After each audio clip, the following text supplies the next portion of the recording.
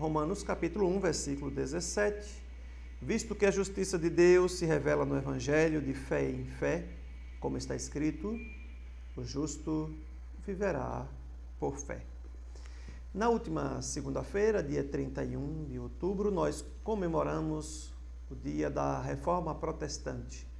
E a Reforma Protestante tem lições significativas, muito importantes para a Igreja nos nossos dias, porque ela nos alerta acerca dos perigos que a Igreja, durante a sua existência, pode enfrentar, ou dos desafios que a Igreja enfrenta em cada época, em cada período. Cada geração enfrenta as suas lutas, as suas dificuldades.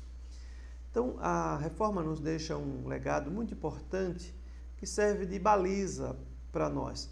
E quando vivemos momentos como nos dias de hoje, em que a Igreja passa também por novos desafios, nós precisamos olhar um pouco para o passado e perceber como irmãos nossos lá do passado enfrentaram essas dificuldades, essas lutas, e que caminho eles tomaram em momentos difíceis que a Igreja estava passando.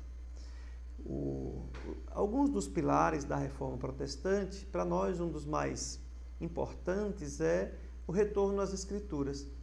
Quando os reformadores, e principalmente a partir de Lutero, percebem a necessidade de uma volta, de um retorno às Escrituras, eles colocam as Escrituras como sendo suficiente, ou somente as Escrituras. Não as Escrituras mais alguma coisa, mas somente as Escrituras. Ou seja, tudo o que nós precisamos para entender como viver nessa terra e acerca da nossa salvação em Cristo Jesus, nós conhecemos pela Escritura.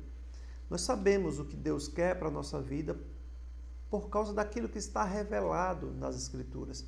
Nós não saberíamos dizer do que é que Deus gosta, o que é que Ele abomina, o que é que Deus ama, o que é que Deus detesta, se não fosse por meio das Escrituras. Então, as Escrituras revelam a vontade de Deus para o ser humano. Exige de nós a postura que nós devemos tomar. Mas essa Escritura também revela a grandeza, o poder, a majestade de Deus e a maneira como nós devemos nos relacionar com Ele, a forma como devemos adorá-lo.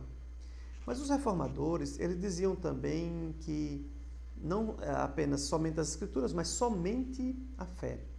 E aqui, esse ponto é muito importante para nós, porque não se trata de uma fé como um salto no escuro, mas a fé naquilo que está revelado.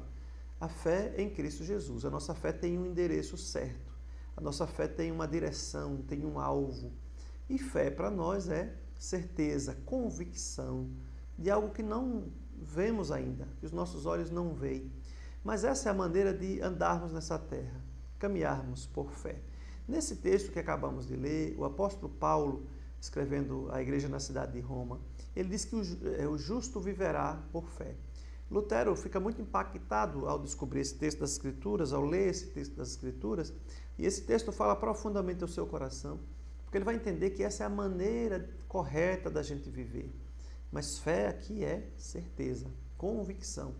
Deus sabe para onde está nos conduzindo, Ele conhece o final da história.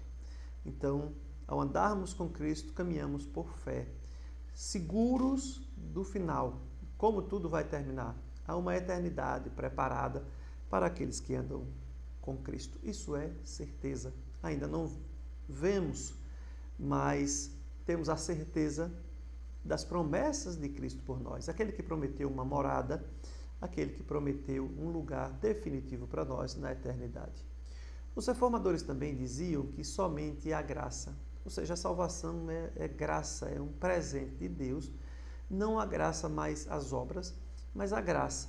E quando Deus nos alcança por meio da sua graça, Ele vai nos estimular, nos motivar a fazermos boas obras. Mas boas obras, de acordo com esse pensamento bíblico, é consequência, é resultado da salvação em Cristo Jesus e não para a salvação. Então, nesse sentido, a Reforma nos abre os olhos e nos alerta para a convicção de que a graça é um presente de fato de Deus. Quando a gente lê O apóstolo Paulo, escrevendo aos Efésios, ele vai dizer que pela graça sois salvos mediante a fé. Isso não vem de vós, é dom, é presente de Deus. Não vem de obras, para que ninguém se glorie. Mas os reformadores também destacaram a suficiência de Cristo. Somente Cristo é o único mediador, um só mediador entre Deus e os homens, Cristo Jesus. Não podemos nos agarrar a qualquer outra coisa a não ser o próprio Cristo, o Filho de Deus. O único que se sacrificou em nosso lugar, que se deu, que se doou por nós. Ele diz, a minha vida eu voluntariamente entrego. Eu tenho poder para dar e para reaver. Ou seja, Cristo fez tudo sabendo o que estava fazendo. Ele entrega a sua vida por nós, mas ele sabia também da sua vitória.